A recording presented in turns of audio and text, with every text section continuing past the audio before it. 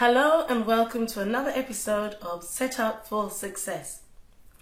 I'd like to take this time to thank you all for taking your time to watch my videos.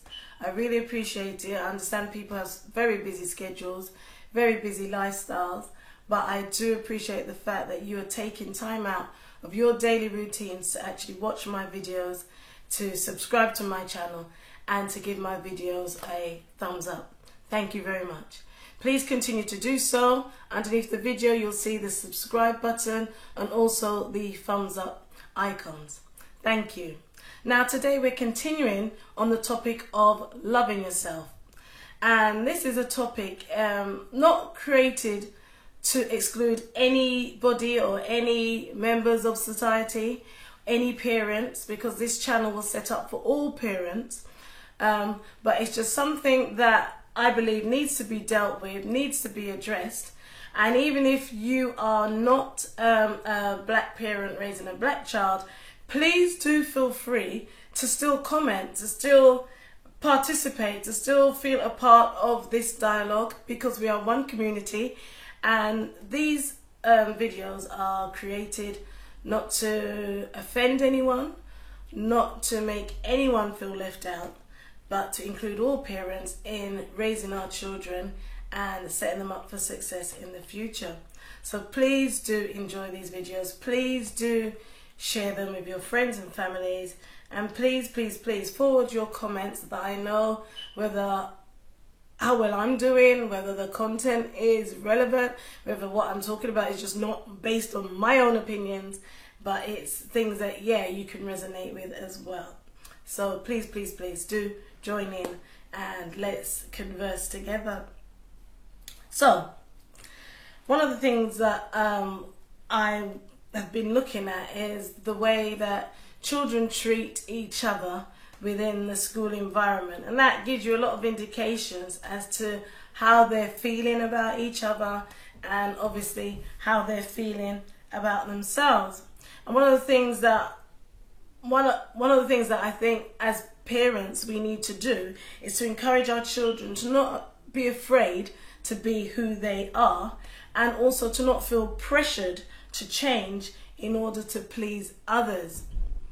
What we see in the school environment is a lot of demeaning of each other, demoralizing of each other, name calling, and these things come about because you believe by putting someone else down you'll feel better, which obviously as adults we know isn't necessarily true. We know the old phrase that says hurting people hurt people, and there's a lot of hurting children, and as a result they go about hurting other children by saying very unkind things. So we see a lot of manifestations of self-hatred within the boys and the girls. The boys display their self-hatred, and this is the way I interpret it. This is my interpretation, my views, is in the dissing or the name calling and the criticism of each other, constantly criticizing each other, constantly name calling, constantly trying to put each other down. Oh, look at your hairline. You know, that's a common thing that they tease each other about. Look at your hairline. What happened with the barber? It looked like the barber slipped and he did blah, blah, blah, blah, blah. You know, you've got them teasing each other about a child's lack of being able to have waves in their hair, trying to say that their hair is so coarse or so nappy or so picky that you can't even possibly have waves like we've got because of our nice hair or good hair, whatever that is. They'll tease each other about their mums. They'll tease each other about their complexion. You're so dark if we turn the light off, blah, blah, blah, blah, blah, blah, blah, blah. And also being handsome or not handsome. The girls, they manifest their self-hatred in different ways. You'll find one group sometimes will be against another group. So you'll have maybe, if there's only one, for want of a better word, light-skinned girl in a group, she may be picked on. You might you know, saying things to her like, you think you're so nice because you're light skinned, you think you're better than us because you've got soft wavy hair. They may single her out. And likewise, it may be if it's one dark skinned girl in a group, she may be singled out or teased or made fun of because of her dark complexion, or maybe her hair, it may be coarse hair, she may have short hair. So there's things that obviously that child has no control of, and that's things that I would say to the children at school. I'd say to them, God made that child. Are you criticizing God? And that tends to make them stop and think, you know, because then they realize this child has no control of the way they were created. And I say, you're criticizing God's creation. Be careful. And they'll stop for that second or that minute, and they may continue, you know, teasing them in another way or doing the same thing. But I try to get them to think about what they're saying. Girls also may be tempted to wear these long, everlasting weaves. Now, in my opinion, I don't believe that children under the age of 16 should be wearing weaves. I believe that for a young girl, it's important for her to grow up naturally, understanding who she is, developing her self-confidence. It's different for a woman, a grown woman, and wearing a weave. That's your business, you know. And I'm not telling you how to raise your child. This is, again, is my opinion. I just don't think children, young girls, should be wearing these long, straight, wavy things to school, flicking it and everything, because as a child they haven't developed, and they haven't developed their sense of self and who they are. They're still in that process. So it's different if you're putting their hair in plaits and extensions, because that's a more natural look. That more resonates with who they are and how their hair can grow and be managed. But these long, straight, wavy hairs, and children come to school with it, I think it's unhealthy, in my opinion. And you see a lot of children doing that. And I see a lot of girls, wearing these long weaves. And some of them get teased by it, because obviously these weaves, for them to look really good, really authentic, really natural, you've got to spend a lot of money and get it done by someone who really knows what they're doing. And you just getting your auntie to do it, or some friend that your mum just gets to put this hair on your head, a lot of the time it looks ridiculous. You'll have their thick hair at the front and then this long wavy hair at the side. And if you ask me, it looks worse than if they were just to have their natural hair just growing. I know when I say this to women that my opinions of weaves, a lot of people say, oh, it's because you've got long hair. No, it's not because I've got long hair. I've got nothing against weaves. I just believe that when you wear it, it should look good, it should look authentic, and that young girls shouldn't really be wearing these things to school until obviously they're grown, they understand themselves, they're confident in themselves, and they know that they love themselves just the way that they are. And then what I've also seen within the children are some children wearing skin lightening cream. You know, that really shocked me when I saw a child come to school over a period of time and just got progressively lighter, and I was wondering what's going on. And then the other children were like, Miss, he's using skin lightening cream, and they were really teasing that child. And I was like, why? You're amazing as you are. You look good as you are. And then you could see the child stopped because they went back to their natural colour.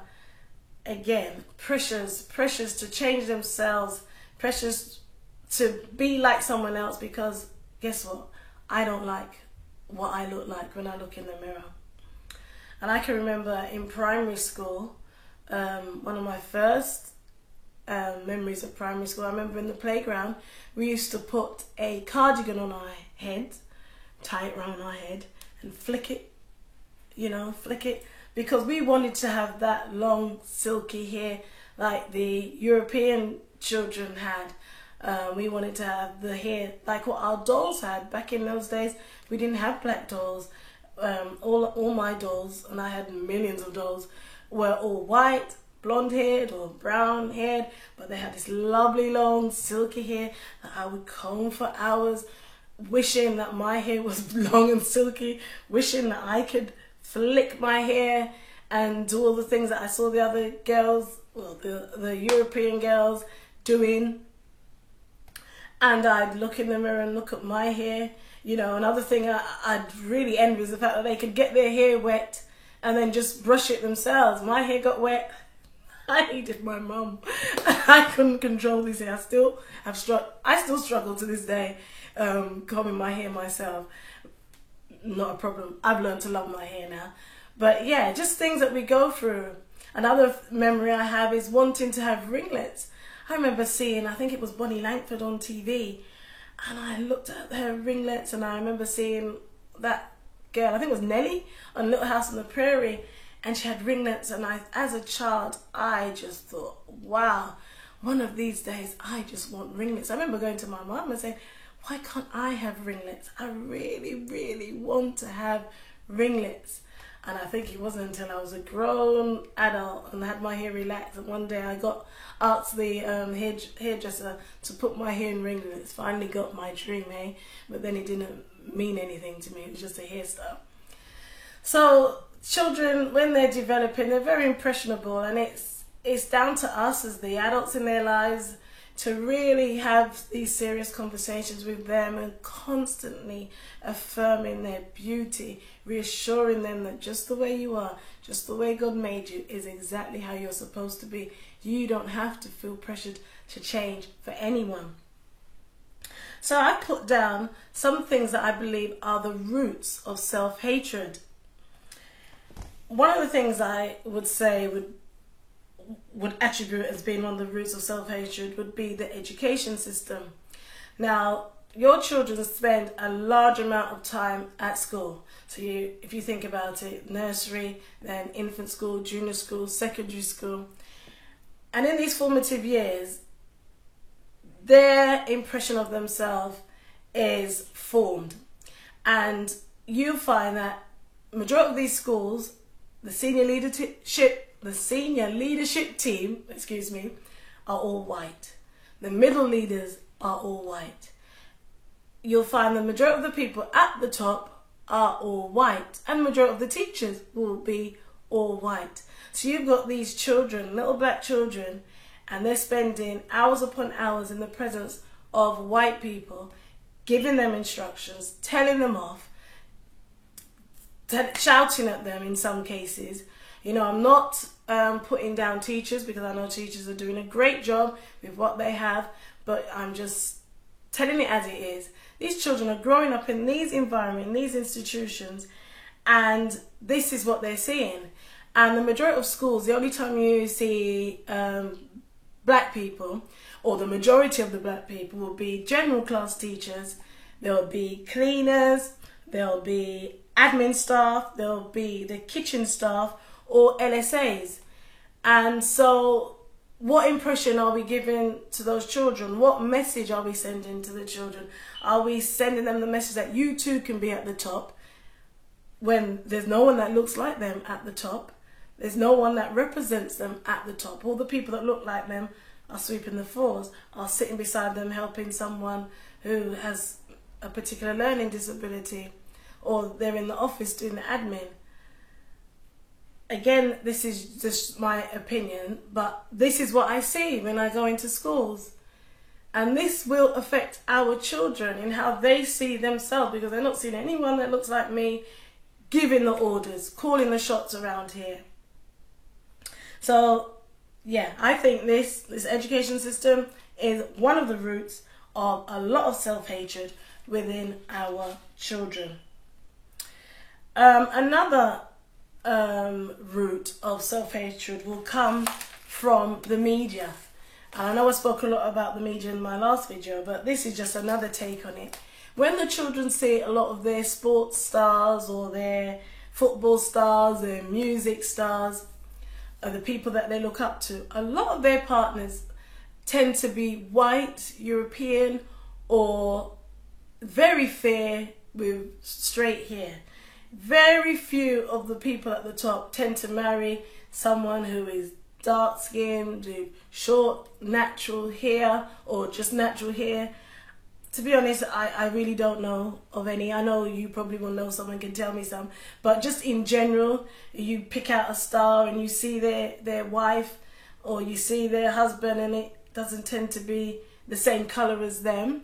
I'm not saying there's anything wrong with that, but when you see that en masse as a child, again, what message does that send to that child? Again, it's reinforcing messages of inferiority, of inadequacies, so on and so forth. Another root of self-hatred would be the absence of trust within the black community. We don't tend to trust each other. And you hear it all the time in our conversations. It could be so subtle. It could be, for example, you get a wedding invitation and you're getting ready for the wedding. You check the invitation, it says 2 o'clock and you're like, psh, I ain't getting there for 2 o'clock. No one's going to be there for 2 o'clock. Or it could be a church concert or something and it says starting at 7:30, and sometimes you get there on time and the artists are still doing a sound check. So you're like, what's the point of me turning up? These people will never stick to their word. They never mean what they say and say what they mean. A lack of self-trust within our community. Or you might hear adults saying, I don't deal with black people when it comes to business, you know. I do not deal with black people. I don't want any black person fixing my house, fixing my car. And we just generalize and lump all black people into one category because we may have had a bad experience with just one person. So there's lack of self-trust, lack of trust there. And we're saying these things. Our children are hearing these things and they're forming their own views. Another root would be minimal positive examples of black love around them.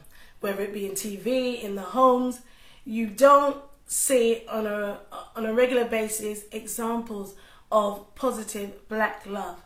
I think the first time I saw a positive black family on the TV was The Cosby Show growing up. As a child, if I ever saw a black man and a black woman kiss, I felt so uncomfortable. Whereas if I saw a white man and a white woman kiss, I thought, oh, well, that's natural. But I didn't understand seeing black people kiss because I never really saw that.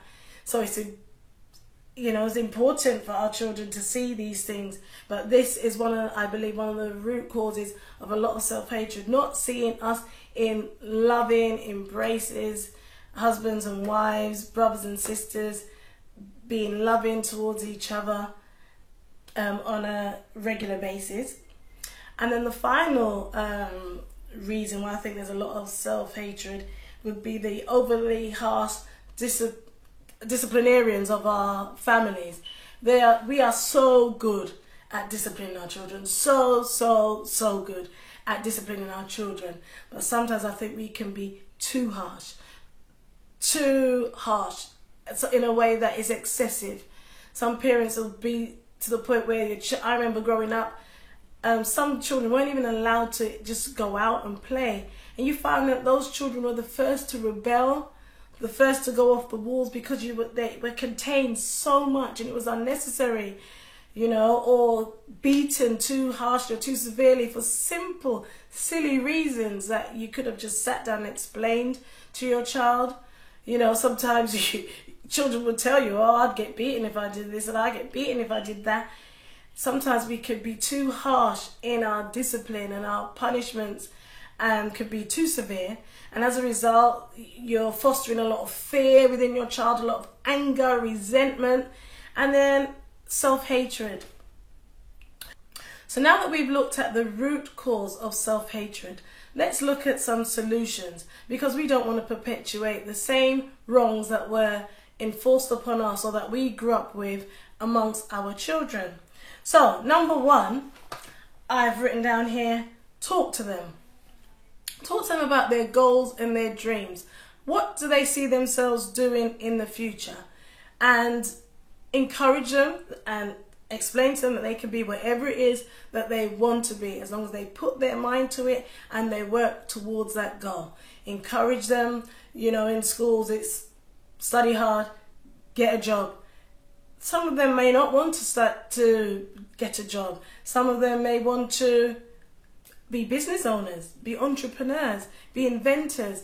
Look at your children, listen to them, and encourage them. Some of them are natural athletes. We had a sports day last week, and one of the things that really, really moved me was watching some children, and they had been put into some isolation unit because of their behaviour.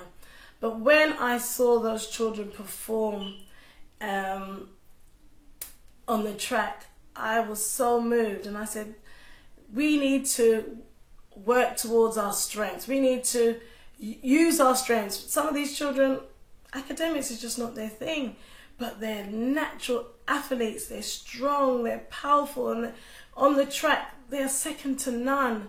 You know, and I'm like encouraging one of the children, ask your dad to sign you up for one of these athletics programs, because I could see natural athlete there, yet still he's getting told off every lesson. Sit down, be quiet, stay in your seat, do this, do that, and being demonized because he's not doing the things that they want him to do. But on the track, he was amazing. I was in awe. You know, you just saw his excellence, his greatness, his power right there on the track. And so encourage your child. Don't feel, oh, if my child says he wants to be a runner, don't tell him off. Oh, that's stupid. You think you're going to make any money? No, no, no. Encourage him. Take him down to Lee Valley. Get him signed up. There's so many different courses there. Do not, or take them to wherever your area is. Take them to some sort of athletics training system. But don't discourage them when they do tell you what their dream is. It might be to be a cello player, to be a musician, to be an artist, whatever it is that's in their heart. Encourage those dreams and encourage them to be the head of whatever it is, the industry that they want to be in, to dominate and to be on top.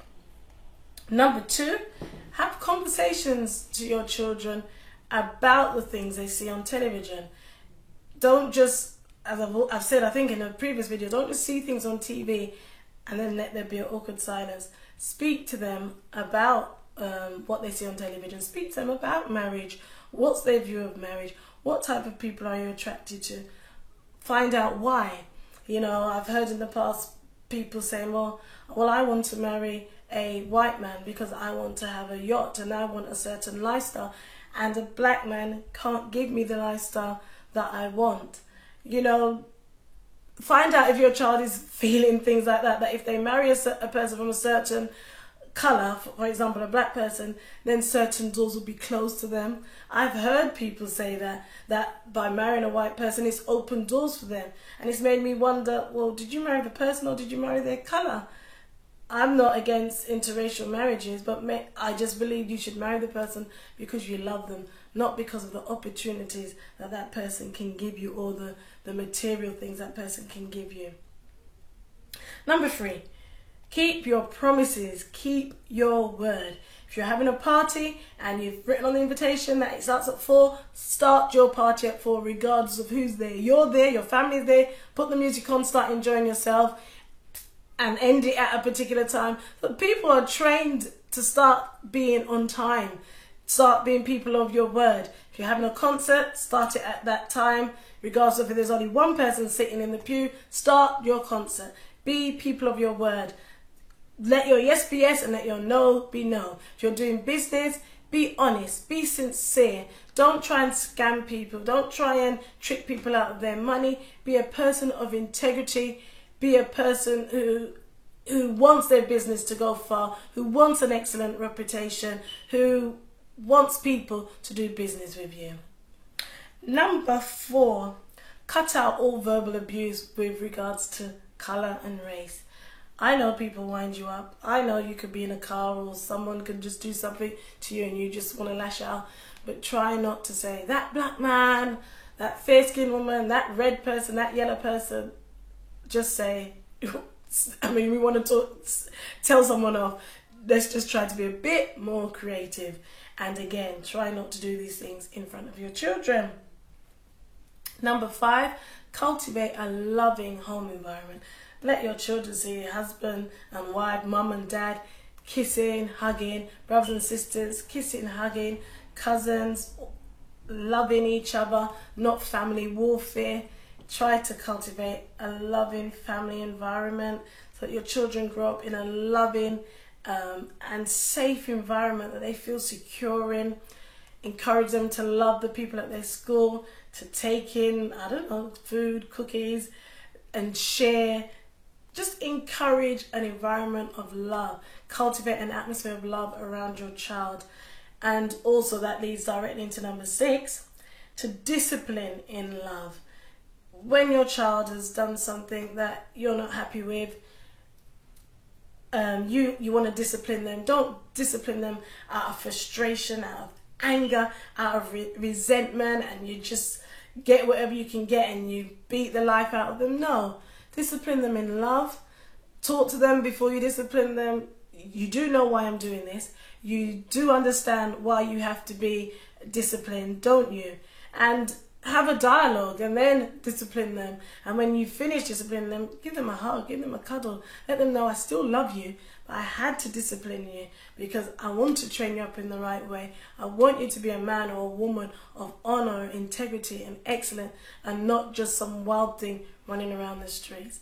Let them know that they are loved. We don't want to foster pent up feelings of anger, resentment, fear and low self-esteem within our children. We want them to be men and women of success, of excellence, who are going to the top.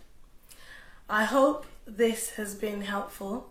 Please, please, please do forward your comments. If any of the things I've spoken about have resonated with you, if you've experienced racism within the black community as a black person, please, I'd love to hear your story. Thank you once again, and until next time, goodbye.